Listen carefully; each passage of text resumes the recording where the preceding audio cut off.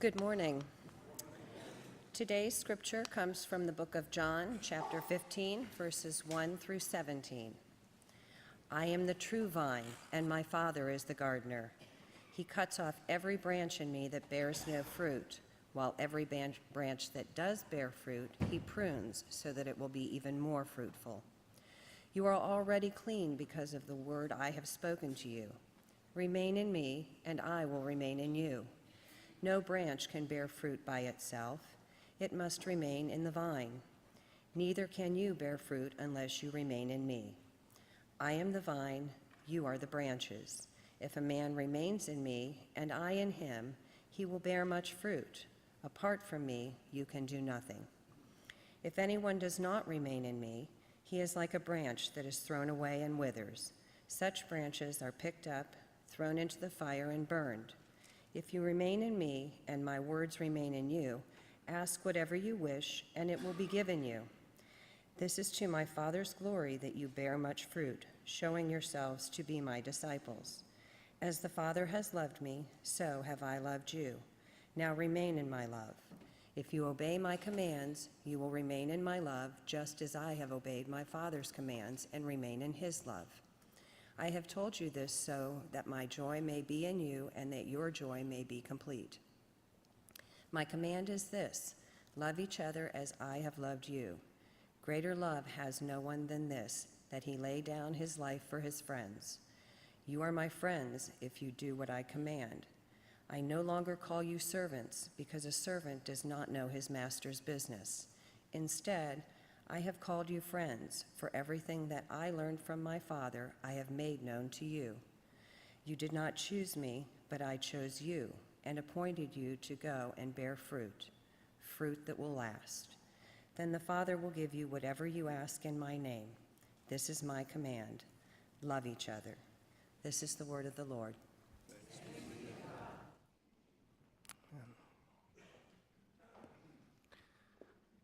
Do you realize what a radical and countercultural symbol this is right here? That in a time and an age that we are living in when there is so much division, our country is more divided, it seems to me, than any other time. Doesn't matter what the subject, politics the least of it. And yet here we're saying it's not all Wonder Bread, but it's all one loaf, one people of God. What is it that's going to bring us together, do you think? Is it, as it seems to be right now, if one side can finally win, just get enough people in office or take over the Congress or get our way, is that how we finally all come together? I don't think so. I don't think that's God's way. I even see this kind of divisive talk in the church. It used to be that we could have civil conversations about even matters of weighty theological importance, but anymore, it's just hardly anybody wants to hear anybody else. From things that are large and things that are small, contemporary music or organ, piano or drums, robes or not robes. And we just seem to talk past each other. And yet there is a way, I think, that we can come together. Have you ever been to an orchestra concert? And the first piece that is always played is an Asian piece called Tu Ning, right? Right? Uh-huh.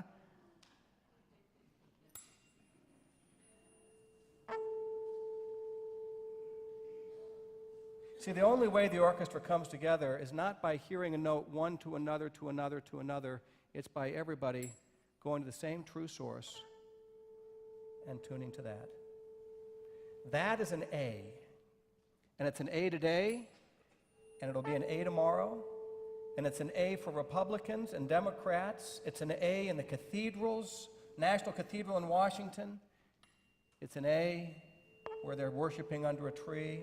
In sub-Saharan Africa, it's an A. I'm excited about this series that we're doing together, the study that we're doing together, the home studies that we're going to put into your hands today. If you haven't already gotten a book on your way out today, somebody's going to put a book in your hands.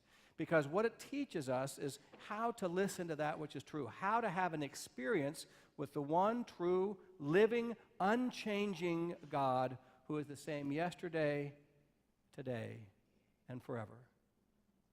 The same in Asia as he is in Central America. How do we experience that God? I'm excited about this because I've actually gotten to do this study before with congregations.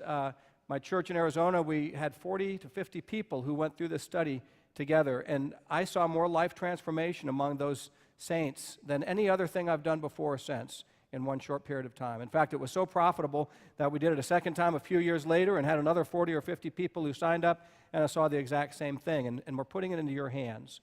And we're going to be speaking about it on Sunday mornings and Saturday nights and Sunday nights and in our small groups, and you're going to have it at home. I'm excited about it because for my own life, like many of you, I was raised in the church. I was raised in the Christian church, and in fact, my family went to church. Whether or not you believed in God didn't matter. I tried that out one time, 5th grade. I remember saying to my dad, I'm not going to church this Sunday. And my dad said, yeah, you are. This is what we do in this family on Sunday mornings. We go to church. And I had the ace up my sleeve, so I pulled it out and said, yes, but I don't believe in God anymore. And my dad said, that's okay. You can come to church and not believe in God, because that's what we do in this family on Sunday mornings, right? But something happened to me about halfway through my teenage years, my high school years, where the God that I'd heard about, and knew the stories about, suddenly became a God that I realized I was invited to experience a living relationship with. Not simply a God that I was called to serve and to teach about, but a God that I was invited to walk through life with. I got to experience God. So I'm excited that we're going to give that opportunity again here. And I'm particularly excited because we are Central College. And Central College, we do some phenomenal things here. We do the work of God in this place. I mean, we do more than, honestly, any other church of even moderately comparable size. The amount of work that is done through your giving, through your efforts, through your time, feeding the hungry, going overseas, teaching God's children is just astonishing. But sometimes it's almost as if we received our marching orders and we feel like God said, go do this, and we said, great, we've got it from here, and then we are off and running. Where instead God is saying, no, I am doing a work that I want you to be a part of. And so I'm excited because I believe that together, we who are faithful in doing God's work are going to experience God doing His work through us as we learn the principles that we'll be teaching here in the next few weeks. What I want to do this morning is just a couple of things. I want to give you an introduction to the whole series, to the whole pattern that we're going to be studying. I want to focus particularly and a little bit on the first reality of the 7 realities for experiencing God. And then I want us to have a brief experience of how we can experience God together. I'm going to try to do those 3 things. But first, just an overview. So you have seen the book. Many of you have seen the book. You're going to see the book. It's a beautiful little brown book. I forgot to bring one in the pulpit with me. Hey, somebody hold that book up high. Thank you for bringing that. Those are the books right there. If you haven't picked yours up, we've got a copy for you. You don't have to purchase it. They've already been purchased. If you're able and you want to donate something, you're, of course, free to do that. Put $10 or something in the pot. But don't let that keep you from getting a book. We bought one not for every family, for every person in your household who can read, young or old. Okay? So pick one of those up. But I want to say this is a different kind of study for our church. We have done all church studies now for 11 years, at least one a year, and almost always we simply take a book of the Bible. And so the first thing I want to say is this is not the Bible. The little brown book is not the Bible. And so I think it's going to be instructive, but you may find out that unlike Scripture, it's not infallible. This doesn't have errors. It's just the way God intended. Sometimes we don't understand it, but this is without error. But what you have in your hands, what you're going to pick up, is written by a human being. We hope that he's been led and guided and even inspired by God. I think that he has. But recognize that it's a human book.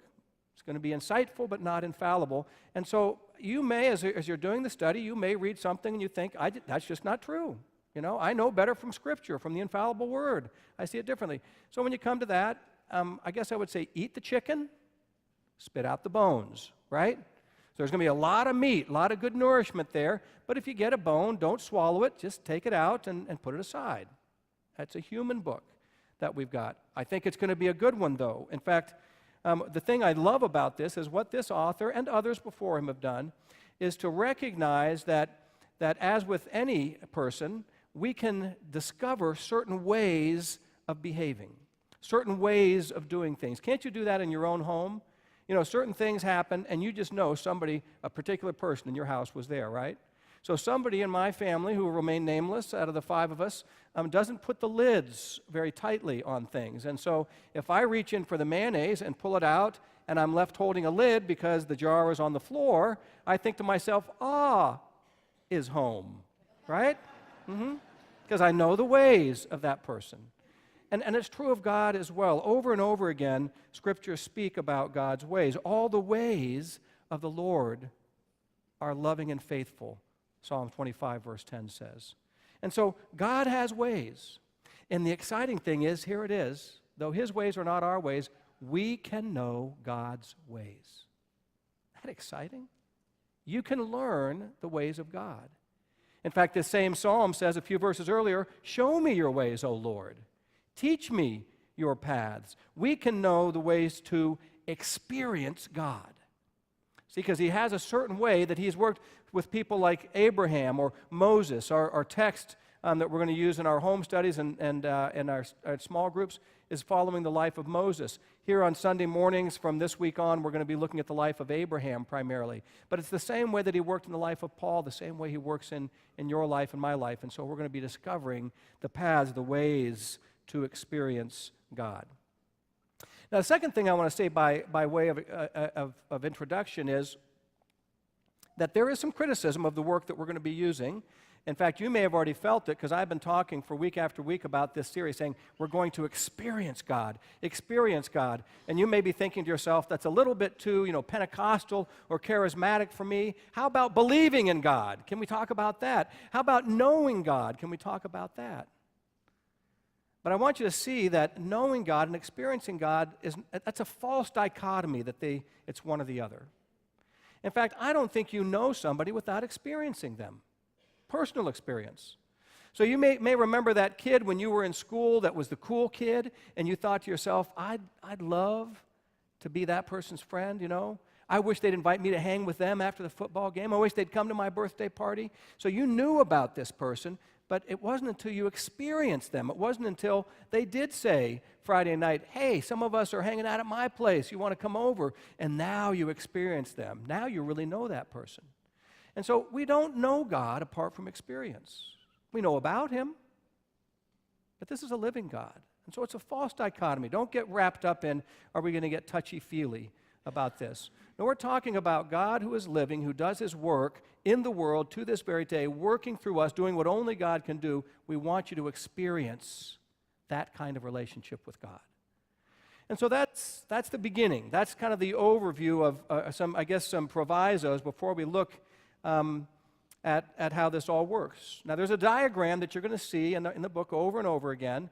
It looks like this. It's the 7 realities of experiencing God. It begins with God right up there. In fact, it begins the same way the book of all of history begins. In the beginning, God. In fact, in the beginning, God did what? He created. He worked. He's always at work to this very, very day. And that work, as we know in the book of Genesis, we see God who is this master gardener, who is preparing the soil, separating the dry land, and preparing the waters, and he's then planting the earth, and He's bringing this abundance, which is why I love this picture in John chapter 15 as a lens for us to look at briefly today to see this plan of God, these 7 steps where God is at work. John 15:1, "I'm the true vine, and my Father is the gardener." He's still in the business of gardening, as He was in Genesis chapter 1. He cuts off every branch in me. See, he's doing work that bears no fruit. He prunes the ones that do bear fruit so they'll be even more fruitful. He's working to this very day. Another way to put it is God is on a mission. We need to understand, if we're going to experience God, not that we want Him to come alongside us on our mission, but that God's been on a mission from the very beginning.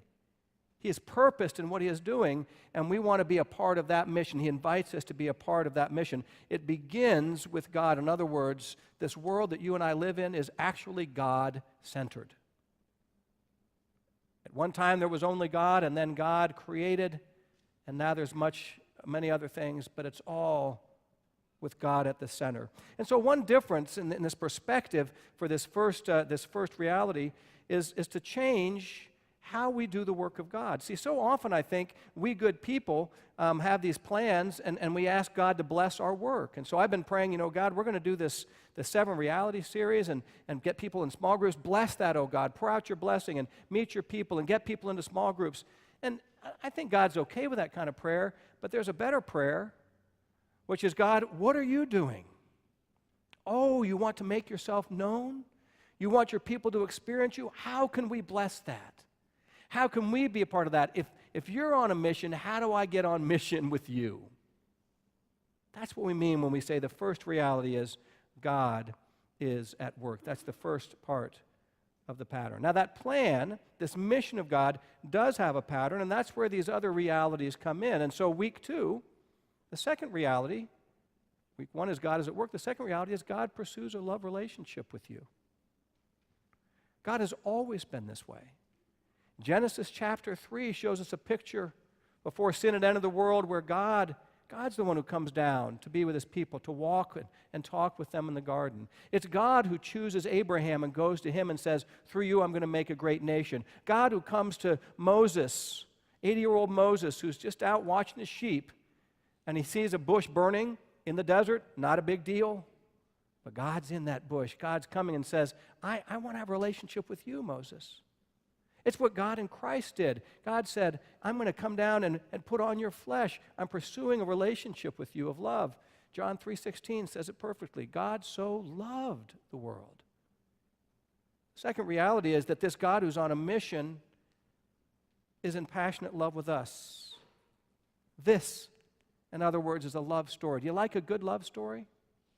That's what this is from beginning to end. No greater love has anyone than this, than he would lay down his life for his friends. And so this plan, this pattern that we're going to learn, we can trust because the motivation for it is love, the love of God. It's not some preacher's plan, not Henry Blackaby's plan. This is the mission of God who is pursuing us in love.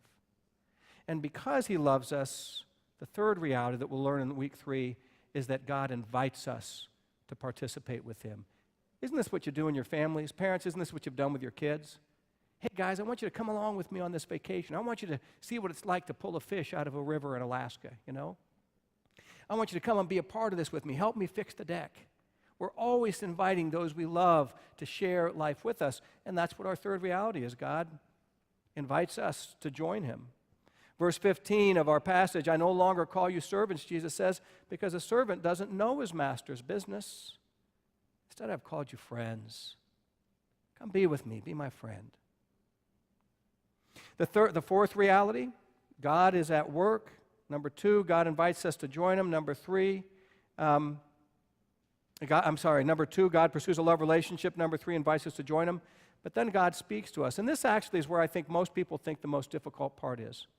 How many of you felt like you have clearly heard God speak to you?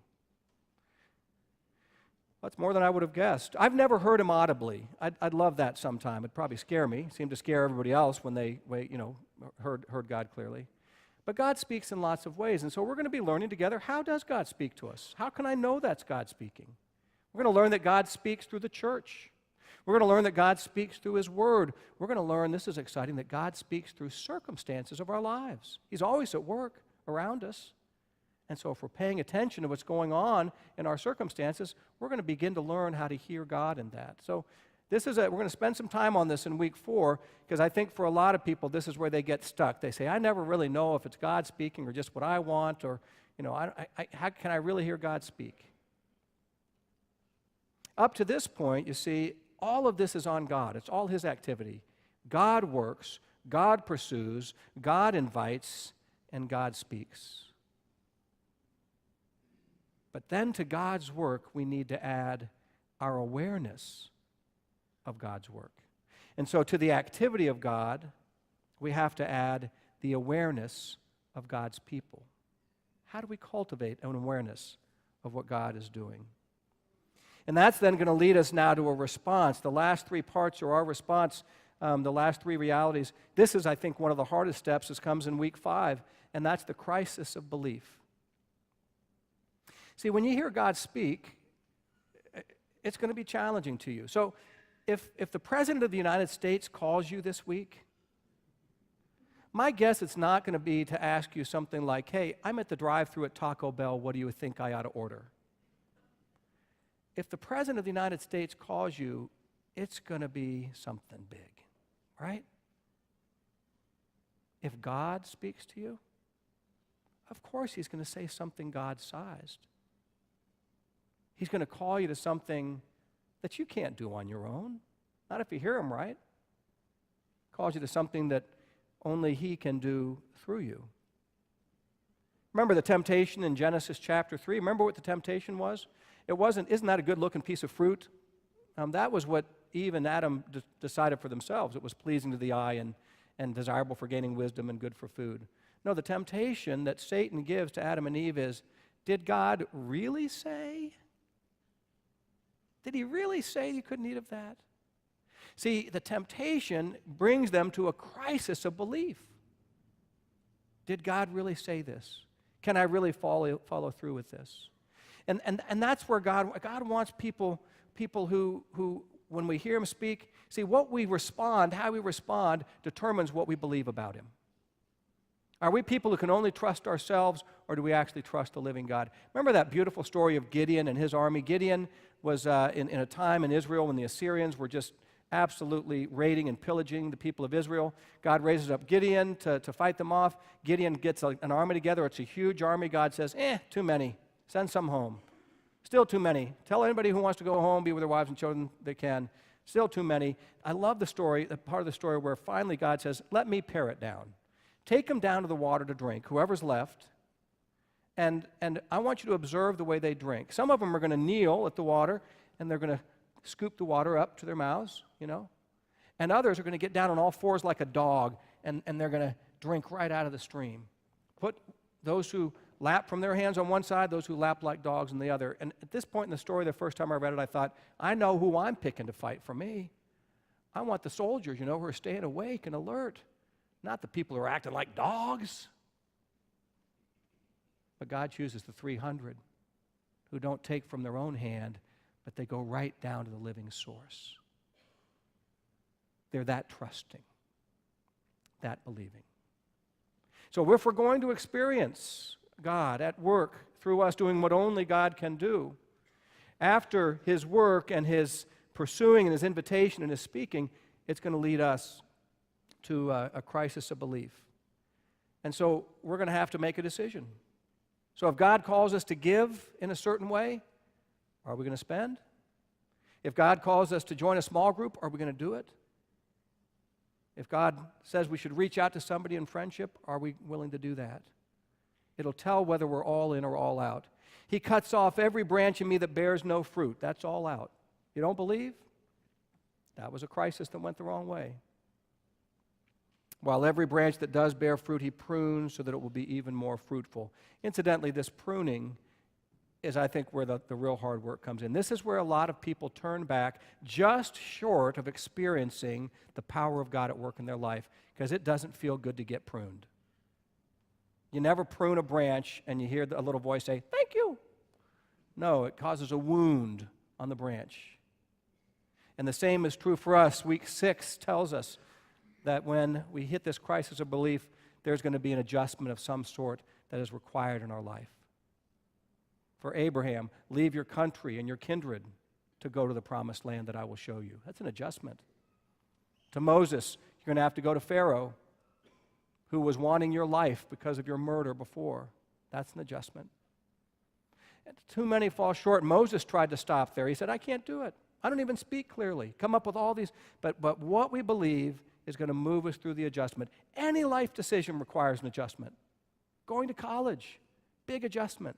Getting married, big adjustment. Having kids. How many of us had kids and thought, I'm not going to be like everybody else. We're going to keep doing the things we've always done. We'll just put them on a papoose in our back.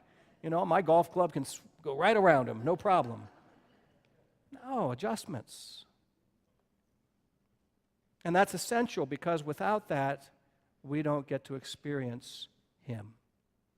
The final reality is we experience God then through our obedience, doing what he's called us to do, whether or not we think we can do it. That's when we finally experience him do the God-sized things that only God can do through us. Jesus said, "Remain in me as I also remain in you. No branch can bear fruit by itself. It must remain in the vine. Neither can you bear fruit unless you remain in me."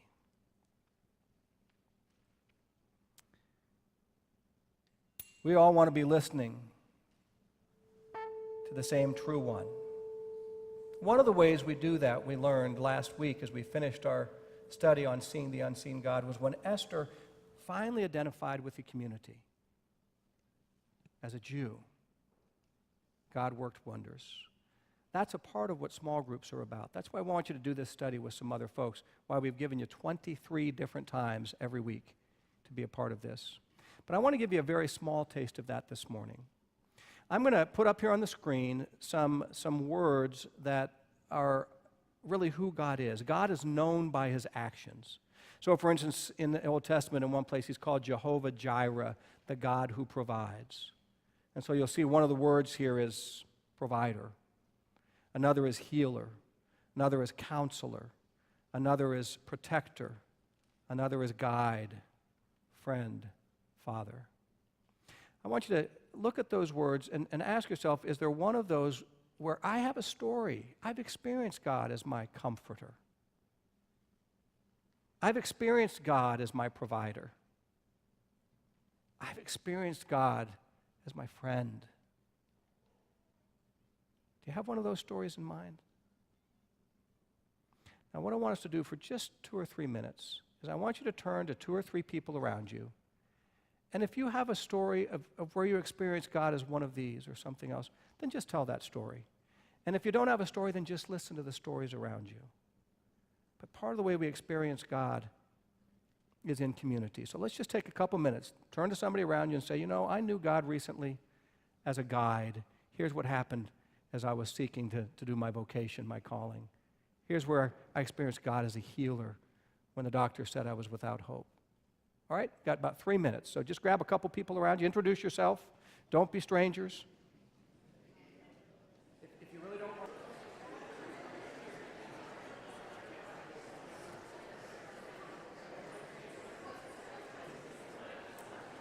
Now that, thank you. And, you know, I just turned to David and said, I love this congregation. I asked you to do something like that, short notice, and you guys jump right in. And all those voices are people sharing the story of how they've experienced the living God. It's beautiful and powerful. When we come to this table, it is that on steroids, as we, with Christians throughout this whole earth, from the tallest steeples to the most distant plains, God's people who know that they come to this table and experience the living God here. So let's prepare our hearts in song together and let's come to the table.